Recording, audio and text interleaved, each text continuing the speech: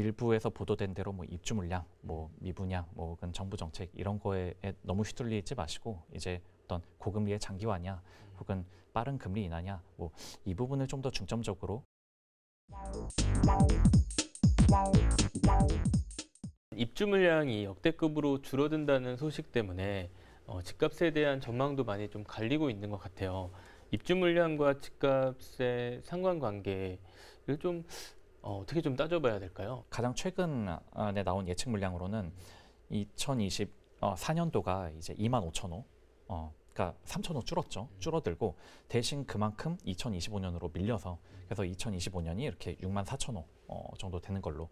그러니까 결국은 지금 이미 착공에 들어가서 짓고 있는 물량은 시기가 약간 미뤄지거나 할 수 있을 뿐이지 이거는 결국은 공급으로 나오기는 나온다라는 건데, 하필이면 2024년이 좀 되게 적게 나오고 2025년이 되게 많이 나오는, 그래서 결국은 연평균으로 치면은 한 43,000호 정도, 2년 평균으로는 그 정도인데 장기 평균으로 서울의 아파트 입주 물량은 한 38,000호 정도거든요. 그러니까 장기 평균보다는 이 앞으로 2년 동안 나올 물량은 좀 더 높은 수준인 거다. 다만 뭔가 꼬여서 내년은 되게 좀 적게 나오고 후년에 되게 많이 나온다라는 거거든요.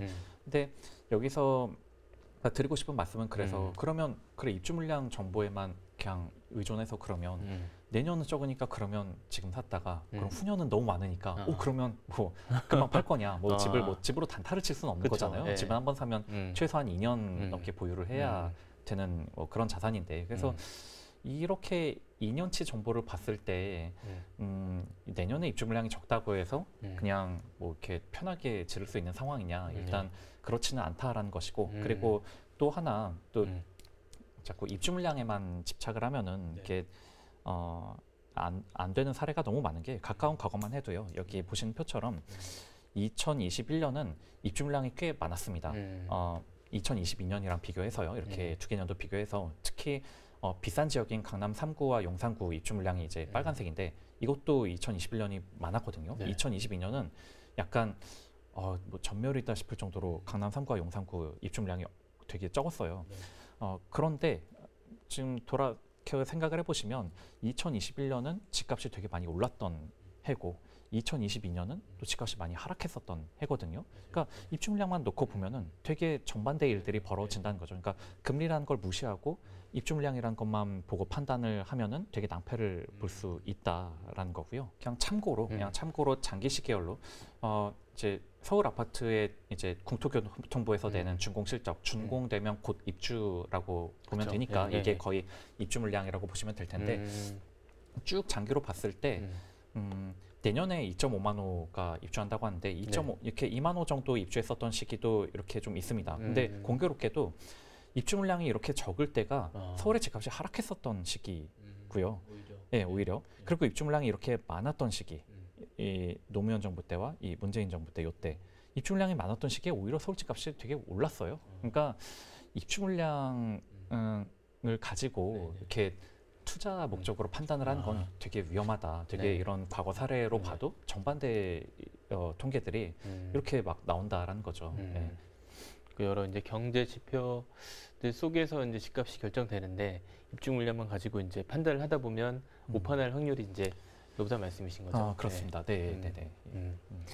지금 이제 강남 물량에 대한 얘기도 좀 해주셨는데, 강남 물량이 늘어나면 서울 집값이 떨어지나 어떻게 생각하세요? 앞서 말씀드린 것처럼 물량만 보고 판단하면 안 된다라는 거의 연장선상으로 놓고 보면, 강남의 물량이 많아도 막 금리가 빠르게 내려가면 그러면 시장이 이 물건을 소화해야 되는데, 금리가 강남의 입주 물량이 적어도 금리가 막 오르면 그러면 이제 뭐 집값은 하락 우세 쪽으로 봐야 된다라고 생각을 하고요. 근데 그럼 그 금리라는 요소는 그냥 일정하다, 뭐 이렇게 무시하고서 이것만 놓고 보면은 효과가 어떠냐라고 봤을 때, 이렇게 서울 아파트의 상승기와 하락기를 한 5, 6년치씩 잘라서 놓고 보면은 확실히 서울 아파트의 상승기 때는 이렇게 강남 3구의 대단지 입주 물량이 좀 적은 편이었고요.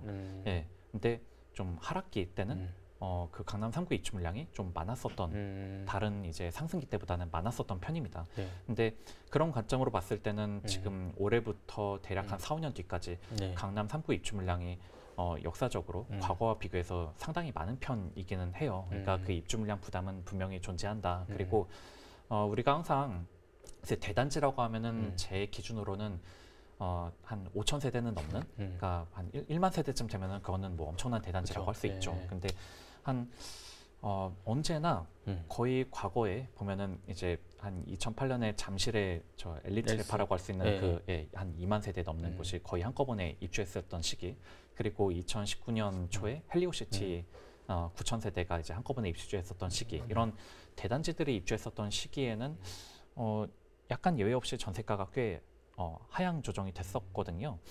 그러다 보니 개인적으로 좀 이제 모니터링 포인트로 삼는 게 최근에 이제 개포주공 1단지 입주, 이게 이제 6,700세대가 입주를 하는데 이제 보면 언론이 보도가 여기가 전세가가 얼마에 체결됐냐에 따라 야 올랐다 내렸다를 막 수시로 막 이렇게 그 보도를 하더라고요. 그래서 얼마 전까지는 맞아요. 야 올랐다 해서 막 전세가 오른다 이랬다가 오늘 뉴스를 보니까 또 내렸다 해서 또 뭐 이렇게 뭐 이런 얘기를 하는데 개인적으로는 야 이 정도 입주량 나왔으면은 분명히 좀 약간 하향 안정화의 어떤 그 여파를 좀 주지 않을까? 우리가 항상 이번엔 다르겠지라고 기대를 하지만 이 정도 대규모 물량이 나오면 전세가 안정에 분명히 도움이 되지 않나 싶고, 그런 점에서 지금 진행 중인 이제 개포주공 1단지와 그리고 이제 내년 이제 연말 연초인 그 둔촌주공 1단지 12,000세대는 굉장히 어떤 주목해야 될 포인트라고 할 수 있죠. 그래서 그런 데들의 입주 물량이 많이 나오면 전세가가 아무래도 하향 쪽으로 영향을 받고, 전세가가 떨어지면 이제 갭 부담이 커지다 보니까 집값이 막 오르기도 어려워지는 그런 요인으로 작동을 한다고 보고요. 그리고 강남 물량이 늘어날수록 서울 집값이 떨어지냐, 뭐 그거보다는 강남 집값이 떨어지면 확실히 화끈하게 서울의 다른 지역도 실시간으로 영향을 미친다는 거를 좀 어떤 재밌는 실사를 통해서 느낀 게 이제 마용성 지역 34평 보유주인데 그 이 지역이 통상 34평 아파트가 신축 기준으로 한 최고가가 한 20억 가까이 했었거든요. 한 19, 20억 했었는데 이게 연초쯤에 한 15억, 뭐 14억대 거래가 하나 이렇게 탁 떴던 거예요. 그러다 보니까 이게 누군지 몰라도 정말 힘들었나 보다. 이렇게 얼마나 힘들었으면은 이렇게 저렇게 던졌을까 했는데 근데 실제 그 사연을 들어보니까 그 강남 3구 아파트 가격이 너무 떨어지니까 이거를 잡기 위해서 내 거를 빨리 팔고, 그렇죠. 예, 이거를 빨리 사기 위해서 내 거를 빨리 처분 가는 가격에 던져버리고 산 거죠. 그러니까 어찌 보면은 뭐 이렇게 살을 주고 뼈를 취한다, 약간 그런 정신으로 이렇게 하니까 즉 강남이 떨어지면 이게 내 거를 빨리 싸게 파서라도 이거를 사야겠다라는 이렇게들 바라보는, 서울 사람들이 바라보는 이게 있다 보니까 강남이 떨어지면 다른 데는 거의 자연적으로 바로 조정을 받는다라고 봐야겠죠. 그런 면에서는 이제 강남 불패라는 말도 이제 뭐 꼭 맞는 말은 아니다라고 판단을 하는 게 맞을까요? 네. 뭐 저는 글쎄요, 이제 강남 아파트가 또 우리나라에 너무 많은 사람들이 사고 싶어하는 자산이다 보니까 오를 때는 제일 먼저 오르고 내릴 때는 좀 나중에 내려서, 그래서 안전 자산이라기보다는 가장 단단한 자산인 거는 맞죠. 근데 단단한 자산인 건 맞는데, 근데 저는 그래서 지금 강남 아파트 보유자를 굳이 이제 임의대로 둘로 나누자면 그냥 원래부터 옛날부터 강남을 살았던 분, 그러니까 상대적으로 되게 쌌을 때 잘, 그렇죠. 그래서 인생이 행복해지신 분들, 그리고 이제 나중에라도 되게 비싸게 산 사람, 이렇게로 나눠볼 수 있을 텐데, 근데 지금의 강남 집값은 뭐 웬만해서 한 채당 뭐 20억들은 다 넘고, 그러니까 아무리 빚을 낼 능력이 있어도 보유 현금 자체가 되게 많아야만 살 수 있지 않습니까? 그렇고 이런 높은 가격의 거래가 이제 특히 코로나 시절 때 이제 체결되고 할 수 있었던 게 그 배경을 살펴보면은 결국 그 고소득, 그러니까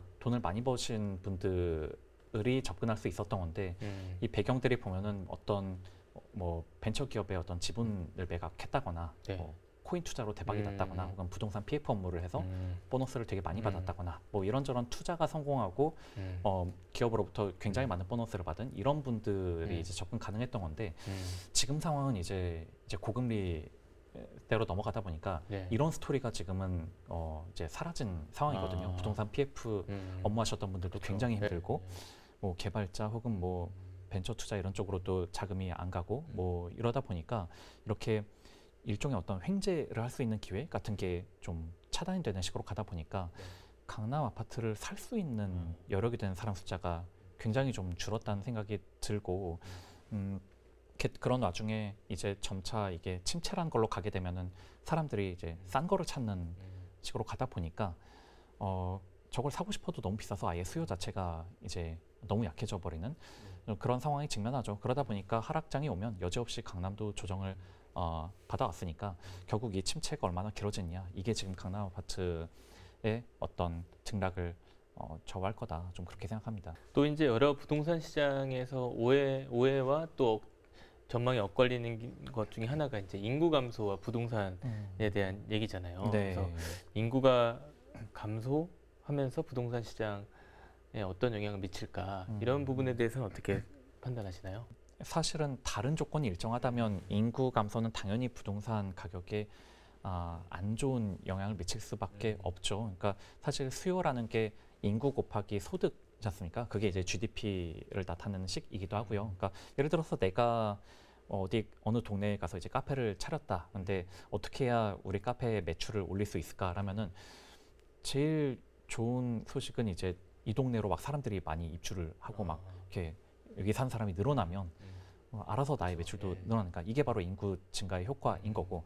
근데 반대로 인구가 감소하더라도 이 동네 사람들이 막 부자가 되고 막 소득이 막 오른다. 그러면 내가 파는 커피 가격을 올림으로써 나의 매출을 올릴 수 있으니까 이 경우는 인구가 감소해도 소득 증가 덕분에 내가 매출을 올릴 수 있는 이런 현상인 건데 그런데 문제는 이제 모두 다 지적하다시피 고령화가 되면은 소득이 그렇게 폭발적으로 증가하기도 어렵다는 거니까 소득도 잘 안 오르는데 인구마저 감소한다? 그러면 그 카페에서 영업하는 거기에 매출은 어떻게 될까를 우리가 쉽게 그쵸. 좀 상상을 해볼 수는 있죠. 인구 감소라는 게 지금 지방 소도시부터 진행되고 있으니까 뭐 그쪽이 제일 먼저 타격을 받지만 하지만 서울이 그렇다고 해서 양극화가 계속 진행되냐라면은 그렇게 보는 건 좀 논점이 좀 저는 좀 다른 게 서울의 집값이 견고할 수 있었던 거는 그만큼 지방의 젊은이들이 계속 유입이 된 덕분인데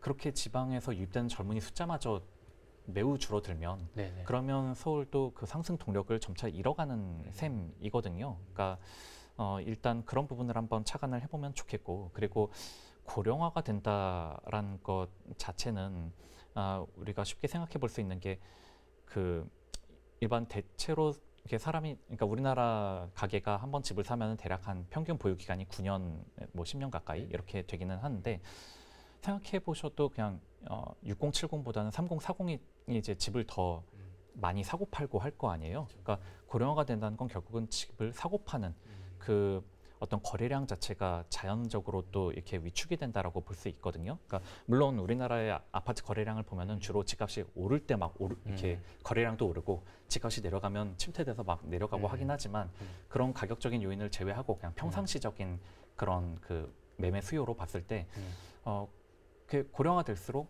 이렇게 매매 횟수도 더 줄어든다라고 본다면 이 아파트가 어떤 황금성, 그러니까 내가 팔고 싶을 때 빨리 팔 수 있느냐 이게 고령화될수록 더 어려워지는 자산이 된다라고 좀 생각해봐야 될 것 같아요. 그러니까 어떤 자산이든지 황금성이 좋아야 그 황금성의 가치 덕분에 또 이게 그 자산 가격이 높은 그런 게 있거든요. 그래서 예를 들어 채권 시장에서도 국채가 제일 사고 팔기 좋기 때문에 국채가 가장 비싼 채권인 건데 그리고 또 우리가 흔히 생각해봐도 그냥 지방 소도시 아파트가 싸도 안 사는 이유가 야 이거 내가 팔 수 있을까? 약간 그 생각하면 좀 암울한데 서울은 비싸도 이거는 팔려. 그러니까 뭐 좀 내려갈 수는 있어도 결국 팔린다 이 믿음이 있기 때문에 서울 아파트도 프리미엄을 받는 건데 그러한 어떤 유동성 프리미엄 자체가 점점 이제 좀 훼손돼 이제 고령화가 진행될수록 좀 그 부분이 좀 훼손될 수 있다. 좀 뭐 개인적으로는 좀 그렇게 생각합니다. 한때 이제 미분양이 증가하면서 부동산 하락 지표로 여겨지기도 했었잖아요. 미분양에 따른 좀 부동산 시장 영향 어떻게 봐야 될까요? 네.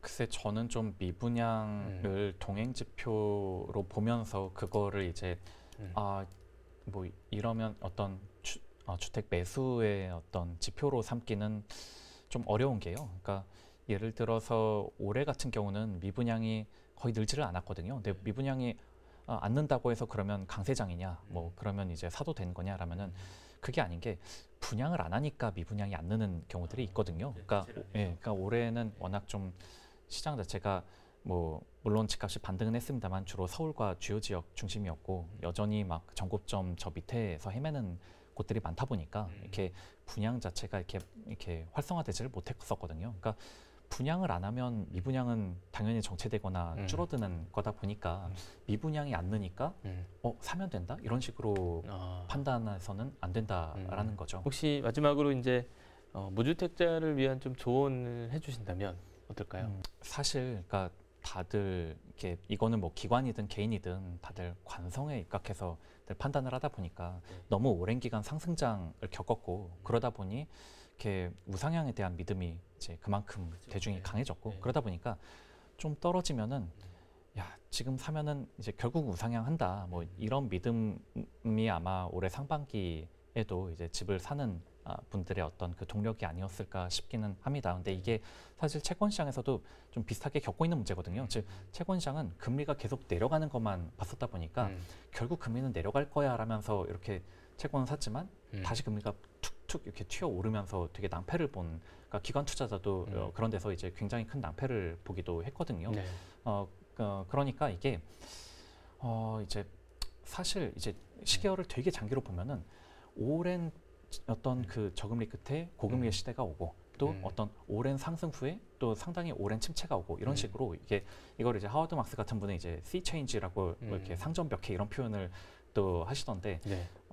어찌 보면 지금이 그런 시기일 수도 있는 것 같아요. 그런 투자의 대가 구루들도 그런 말씀들을 하시는 거 보면은 어떤 우리에게 익숙했던 뭐 저금리에서 좀 탈피해야 된다. 우리에게 익숙했던 상승장에서 그 기억에서 좀 탈피해야 된다. 좀 어떤 그런 전환점일 수 있다는 생각을 좀 같이 해보셨으면 좋겠고 하지만 이제 어쨌든 우리나라 경제에서 이제 부동산이 차지하는 위상이 워낙 크다 보니까 이게 경착륙은 막으려고 하는 그러니까 연착륙 혹은 현상 유지하려는 노력은 지속이 될 거고요. 그러니까 그런 노력과 함께 뭐 이제 대출 금리도 좀 더 이제 페이버를 준다거나 하는 일들도 있을 수 있고 그리고 혹은 이제 언론의 보도처럼 뭐 이제 입주 물량이 어떻고 뭐 이러면 공급 물량이 적고 뭐 이런 식으로 해서 약간의 어떤 조바심을 나게 하거나 이렇게 공포감을 들게 되실 수도 있겠지만